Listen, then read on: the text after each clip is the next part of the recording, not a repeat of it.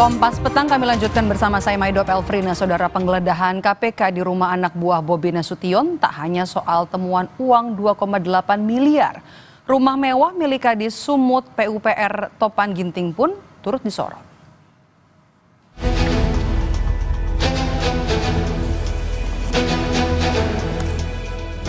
KPK menggeledah rumah pribadi anak buah Bobi Nasution, Kepala Dinas PUPR yang telah ditetapkan sebagai tersangka kasus korupsi jalan Topan Obaja Putra Ginting. Rumah Topan di klaster Topas, Perumahan Royal Sumatera juga mencuri perhatian lantaran rumah di kawasan itu dipasarkan di situs jual beli rumah dan dihargai nyaris 2 miliar rupiah.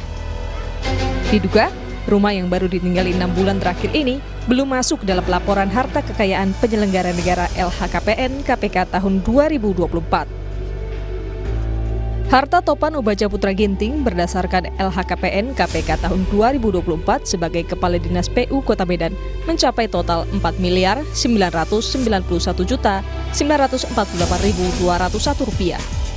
Terdiri dari tanah dan bangunan seluas 137 meter persegi per 90 meter persegi di Kota Medan dari hibah tanpa akta, tanah seluas 432 meter persegi di Kota Medan, tanah seluas 120 meter persegi di Kota Medan, dan tanah dan bangunan seluas 450 meter persegi per 400 meter persegi dengan total 2 miliar 65 juta rupiah. Alat transportasi dan mesin senilai 580 juta rupiah, harta bergerak lain senilai 86 juta, dan kas atau setara kas senilai 2,2 miliar rupiah. Tepat di belakang saya ini merupakan sebuah rumah dari tersangka kasus korupsi pembangunan jalan di Sumatera Utara, Topan Ginting, yang merupakan Kepala Dinas PUPR Provinsi Sumatera Utara. Adapun rumah ini sendiri, saudara, berdiri di lahan yang diperkirakan memiliki ukuran 10 kali 20 dan memiliki 2 lantai, dan memang rumah ini berada di klaster ataupun di perumahan yang terkenal cukup mewah di Kota Medan dengan berbagai fasilitas. Salah satunya adalah terdapat lapangan golf di kawasan perumahan Royal Sumatera ini, saudara. Sebelumnya, saudara, pada tahun 2019 Topan Ginting masih menjabat sebagai camat di Kecamatan Medan Tuntungan. Lalu pada saat Bobi Nasution mulai menjabat sebagai Wali Kota Medan, Topan pun naik pangkat menjadi kepala bagian di Sekretaris Daerah Kota Medan. Lalu pada tahun 2022, Topan Ginting resmi diangkat menjadi Kepala Dinas SDA BMBK atau Sumber Daya Air Bina Marga Bina Konstruksi Medan, yang pada saat itu ia memimpin proyek-proyek yang menjadi unggulan dari Bobi Nasution seperti pembangunan underpass, pembangunan overpass, dan juga perbaikan drainase dan beberapa ruas jalan di Kota Medan. Memang, saudara, jika kita berbicara soal Topan Ginting ini, ia memiliki karir yang begitu cemerlang selama 5 tahun.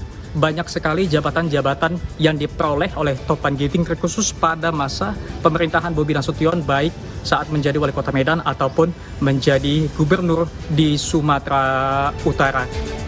Dari penggeledahan di rumah Topan Ginting, KPK menjelaskan soal temuan barang bukti uang tunai 2,8 miliar rupiah, senjata api berupa pistol jenis Beretta, beserta 7 butir amunisi, serta 1 pucuk airsoft gun laras panjang. Tim melakukan penggeledahan di rumah tersangka TOP. Dalam penggeledahan tersebut, tim mengamankan sejumlah uang senilai sekitar 2,8 miliar. Tim juga mengamankan 2 senjata api. Kepala Dinas Pekerjaan Umum dan Perumahan Rakyat Sumatera Utara Topan Ginting ditetapkan sebagai tersangka kasus suap proyek pembangunan jalan dengan nilai korupsi mencapai lebih dari 8 miliar rupiah. Uang itu diduga diminta Topan sebagai imbalan atas penunjukan PT DNG sebagai pelaksana proyek senilai 231,8 miliar rupiah. Anak buah Bobi Nasution ini terjaring operasi tangkap tangan oleh Komisi Pemberantasan Korupsi pada Kamis 26 Juni 2025. Tim Liputan, Kompas TV. Selain uang 2,8 miliar, penyidik KPK juga menemukan senjata api dalam penggeledahan rumah anak buah Bobi Nasution yang juga merupakan Kepala Dinas PUPR Sumatera Utara Topan Ginting. Pada saat penggeledahan juga ditemukan senjata api Beretta dan hingga saat ini belum ada kejelasan dari polisi soal izin kepemilikan senjata api Topan Ginting. Apakah seorang PNS yang juga menjabat sebagai kepala dinas diperbolehkan menyimpan senjata? Apa kemudian urgensinya? Kita bahas petang ini bersama dengan mantan Kabareskrim Komjen Ito Sumardi. Selamat petang Pak Ito dengan Maidop. Selamat petang Mbak Maido. Oke, sebelum kita bahas apa urgensinya, kami ingin tahu dulu, Beretta ini biasanya digunakan untuk apa, Pak Ito? Ada senjata yang memang jenis-jenisnya yang diperbolehkan ya, tapi tentunya dengan perizinan Mbak ya. Yang pertama adalah tentunya senjata yang biasanya di bawah kaliber 9 mm. Kemudian tentunya untuk kepemilikan senjata api di Indonesia ini diatur secara ketat ya.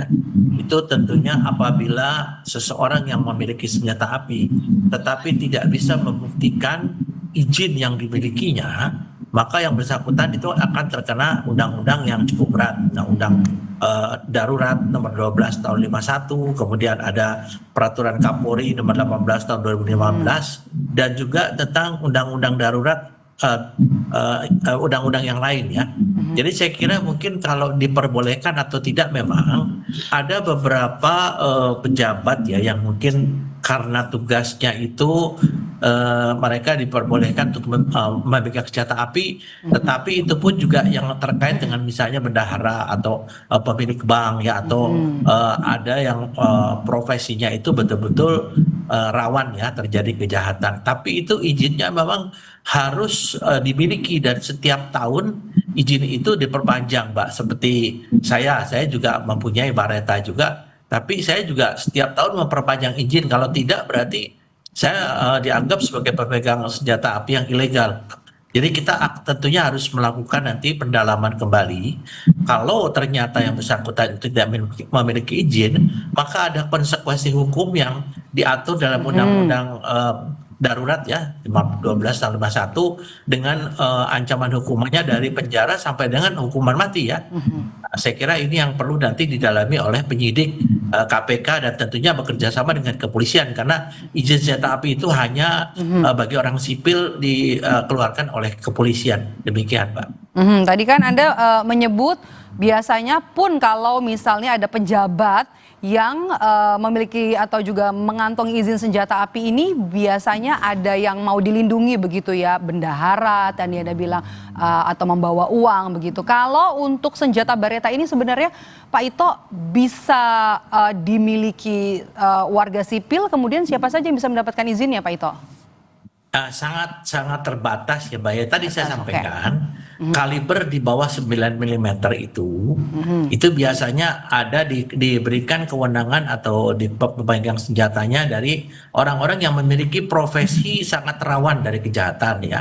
Misalnya pimpinan bank ya, kemudian juga ada bendahara dan lain sebagainya. Tapi kalau yang kasus saudara AP ini TG ini, saya kira mungkin ini yang perlu didalami, karena kalau saya melihat senjatanya itu kelihatan senjata yang bukan merupakan senjata yang baru ya, karena pada umumnya yang dimiliki itu adalah senjata yang memang kondisinya masih baik ya, sehingga yang bersangkutan ini tentunya akan ada pendalaman dari pihak KPK bekerja sama dengan pihak Mabes Polri untuk melihat keabsahan yang bersangkutan memiliki senjata api tersebut, termasuk yang soft gun itu ya. Soft gun juga harus ada izinnya, Mbak. Jadi Anda melihat, Anda membacanya seperti apa nih Pak Ito? Seorang aparatur sipil negara, kepala dinas, menyimpan senjata api, apa urgensinya Anda lihat? Kalau saya merupakan pendapat pribadi ya Mbak ya, saya kira yang bersangkutan ini mungkin tidak memiliki izin ya, mudah-mudahan saya tidak mendahului daripada penyidik ya. Mohon maaf kalau saya salah, tetapi menurut saya kalau melihat daripada senjata yang ditayangkan di media, kemudian juga dengan status jabatan yang bersangkutan yang hanya Kadis PUPR, itu saya kira tidak ada urgensi sama sekali yang bersangkutan bisa memegang senjata api tersebut. Tapi tentunya nanti akan didalami apakah yang bersangkutan memiliki izin atau tidak. Kalaupun memiliki izin, apakah izinnya itu masih berlaku atau tidak. Nah, itu akan menjadi nanti bahan bagi penyidik untuk bisa apakah yang bersangkutan bisa dikenakan undang-undang pemegang senjata api tanpa izinnya. Tapi PNS, ASN maksud saya, atau seorang kepala dinas bisa mengurus izin untuk pemilikan senjata api? Saya kalau melihat daripada pengalaman saya, ini memang sudah janggal sekali ya Pak ya, janggal. Jadi tadi saya sampaikan, kalau pendapat secara pribadi, kelihatannya saya meragukan bahwa yang bersangkutan itu memiliki izin ya. Nah, tapi kita tentunya menunggu daripada hasil pendalaman teman-teman. Nanti saya juga tentunya akan koordinasi dengan teman-teman yang saat ini sedang menangani permasalahan saudara Topan ini ya. Baik, terima kasih sudah bergabung bersama kami mantan Kabar Eskrim Komjen Purnawirawan Ito Sumardi di Kompas Petang hari ini. Sehat selalu, Pak Ito. Ya, terima kasih, Pak. Usai jeda.